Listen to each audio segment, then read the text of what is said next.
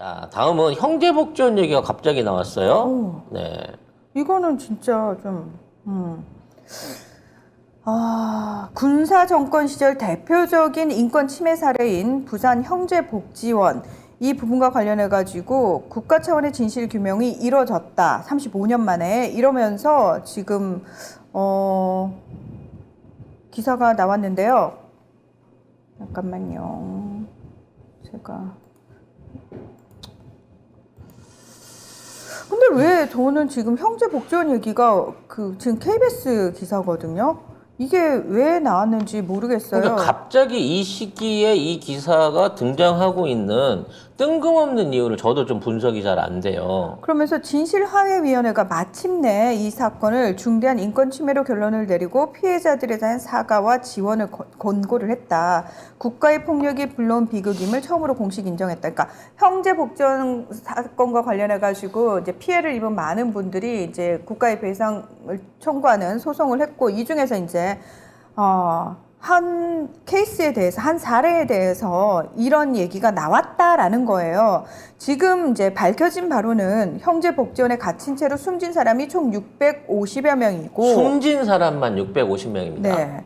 그리고 이 진실화해위원회의 1년 남짓한 조사 과정에서 105명이 추가가 됐다고 합니다. 그러면 755명이 형제복지원 안에서 희생을 당한 거예요.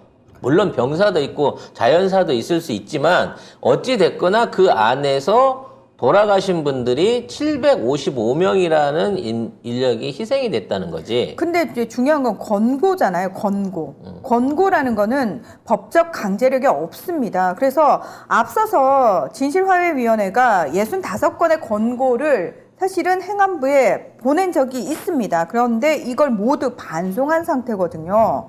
결과적으로 이 내용이 나오는 데 있어서 이거를 저지른 거는 국가예요, 사실은. 국가죠. 국가가 시켰고 그 수행을 경찰이 했습니다.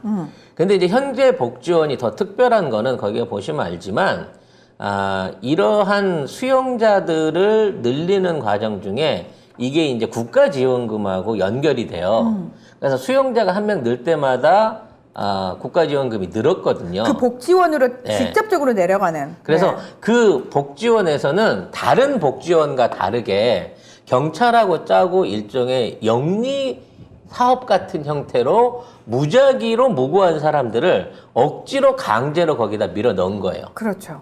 그런 행위 중에 경찰이 동원이 됐죠. 그리고 나중에 이게 문제가 될까봐 나중에 와서 강제로 끌려온 게 아니다라고는 자술서까지 쓰게 만드는 계속해서 2중, 3중의 2, 3차 피해들을 만들어낸 주체들이 있습니다. 근데 이거를 다 지금 경찰한테 뒤집어 씌우고 있는 거죠.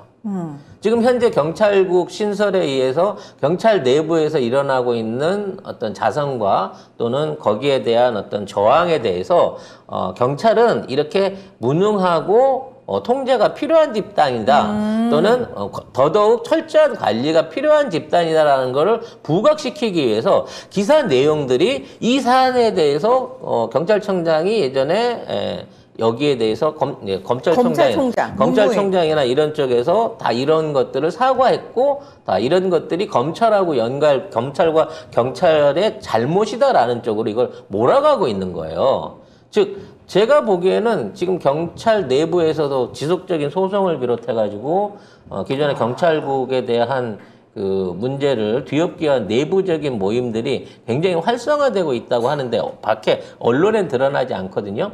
그런 부분에 대한 일종의 경고성 조치가 아닌가라는 생각이 듭니다. 저는 지금 되게 소름 끼치는 게 뭐냐면 이게 이제 1975년부터 1987년까지 마구잡이로 정말 사람들을 끌고 가가지고 그 안에 들어가서 그 사람들이 생사가 어떻게 됐는지 알 수 없는, 그리고 그 과정에서 엄청난 학대와 고문과 뭐 이런 것들이 이루어지는 강제 노역, 인권 무시 이런 것들이 인권 유린이 있었죠. 엄청나게 이루어졌잖아요.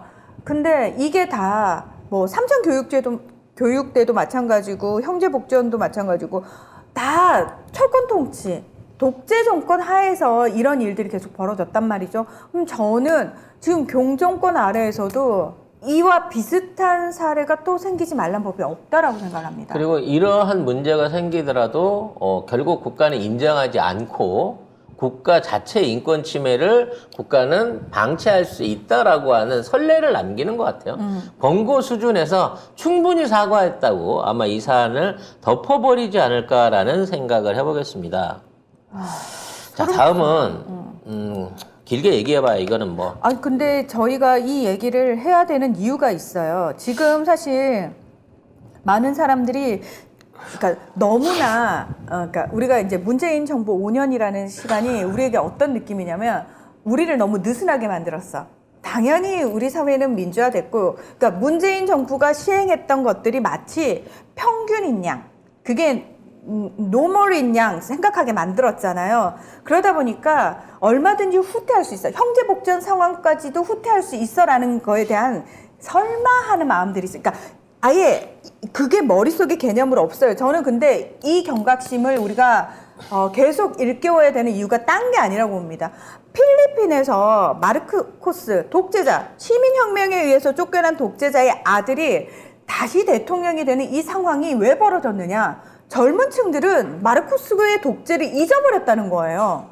안 가르쳐 주니까. 그러니까요. SNS 상에서 심지어 이 마르코스의 아들인 봉봉 마르코스 주니어가 막 미화시켰단 말이야. 우리 아버지가 필리핀을 얼마나 경제 발전시켰고 이런 것들을 막 그 지지자들이란 사람들이 SNS 상에서 가짜 뉴스를 막 퍼뜨리고 왜곡된 뉴스를 막 퍼뜨렸는데 젊은 청년들은 SNS 많이 하니까 그 SNS를 그대로 믿는 거예요.